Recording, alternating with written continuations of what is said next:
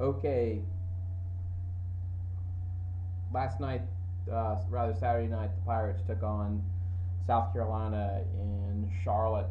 The Pirates came in heavy underdogs, 21-point underdogs to be exact.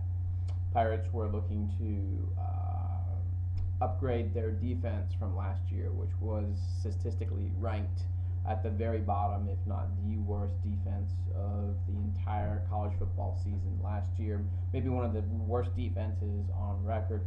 Ruffin McNeil certainly felt the pressure this spring, as did the defensive coordinator, Coach Mitchell. They brought in a couple of JUCO players, hoping to reestablish East Carolina's defense.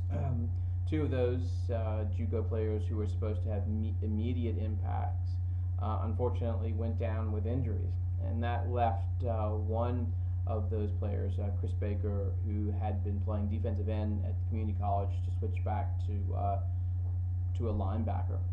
So East Carolina really came into this season with most of the players from last year's defense. The big difference, though, and what gave Pirate fans hope going into this season, was the reacquisition of Jeff Connors, the terrific weight and training coach who had started his career essentially at East Carolina, went to Chapel Hill, worked with Butch Davis's teams, and then this past year went back to East Carolina. And there was a lot of hope that he, because he's so good, would be able to establish a tradition of the Pirates being able to not just outpace their opponents, but also to be able to outlast them. They were, during Connors' era, known as a fourth quarter team.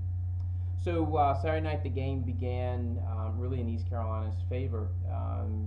Coach Spurrier, I think, decided to bench their fifth-year senior Garcia as a way, I think, to show him that if he's going to be on the South Carolina team, then he needs to pull his own weight. So they started a sophomore named Shaw, and Shaw looked nervous. He looked like he was a sophomore getting his first start under the lights, and East Carolina really took advantage of this. Shaw fumbled after a 14-play, 5-minute drive around East Carolina's 10-yard line.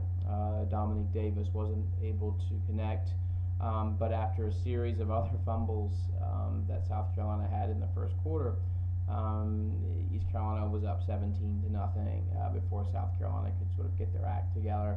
East Carolina has an extremely potent offense and really can play with anybody in the country, and I think this caught South Carolina off guard. When Garcia came back into the game, however, the Gamecocks really seemed to pick it up a notch. They are extremely talented on both sides of the line. There's no question about it. They have some of the best athletes in college football, and really at halftime it looked good for the Pirates. It was 24-10, but second half the Gamecocks really came on. The Pirates turned it over 4 times, and you just simply can't do that to an opponent like South Carolina. So the game ends rather disappointingly for the Pirates, 56-38. East Carolina got a junk touchdown at the very end. Good news for the Pirates, positives. The Pirates held the Gamecocks to below 400 yards. That's the first time that's happened really in 13 games last year. Every game the Pirates played, they allowed every opponent 400 yards or plus. Dominique looked really good.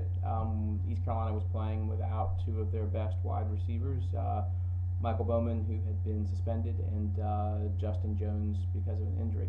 So they were missing 2 of their best offensive players and really their best cornerback, and Emmanuel Davis, who also had been suspended. The Pirates' defense held their own. They weren't great. They were good. They were fair to good, and with this offense, that's all you really need. It scared the Gamecocks, and I think had the Pirates not turned it over 4 times, I think the game would have been a lot closer, and maybe East Carolina could have pulled it out. So going forward, I think East Carolina looks like they're reloading. Ruffin McNeil is a terrific motivator. He has a sense of charisma and authenticity that players are going to like.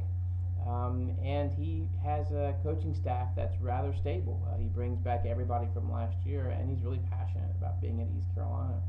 So I think once they head into their conference play, they're going to be really, really good. They should be good at least. Again, all the defense for East Carolina, all it needs to do is be fair with this offense, and I think they're going to be that. They have two non-conference games left: Virginia Tech at Greenville, and then Chapel Hill. Actually, I'm sorry, they have one more after that. It's Navy. I think the Pirates have a real shot at Virginia Tech. They have a tremendous running back, 4.2 speed. But their quarterback, I think, is very good, but he's not sort of got the heartbeat of the team like Garcia did. So I think the Pirates can win this one. I think the Vegas line already has them down 20 points, which again is always a motivator for East Carolina. So we'll check in next week and see how they do.